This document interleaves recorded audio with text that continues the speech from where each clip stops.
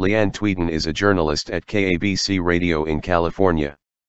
She is alleging that Senator Al Franken inappropriately groped her on a trip to the Middle East in 2006.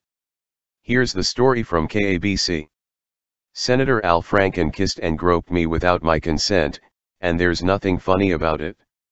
In December of 2006, I embarked on my 9th USO tour to entertain our troops, my 8th to the Middle East since the 9/11 attacks. My father served in Vietnam and my then boyfriend, and now husband, Chris, is a pilot in the Air Force, so bringing a little piece of home to service members stationed far away from their families was both my passion and my privilege. Franken had written some skits for the show and brought props and costumes to go along with them. Like many USO shows before and since, the skits were full of sexual innuendo geared toward a young, male audience. When I saw the script, Franken had written a moment when his character comes at me for a kiss.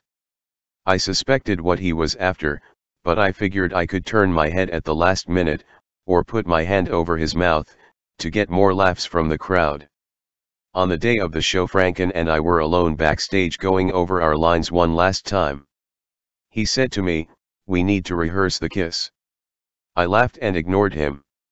Then he said it again. I said something like, "Relax Al, this isn't SNL, we don't need to rehearse the kiss." He continued to insist, and I was beginning to get uncomfortable.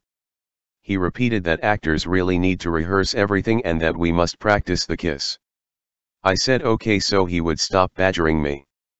We did the line leading up to the kiss and then he came at me, put his hand on the back of my head, mashed his lips against mine and aggressively stuck his tongue in my mouth. I immediately pushed him away with both of my hands against his chest and told him if he ever did that to me again I wouldn't be so nice about it the next time.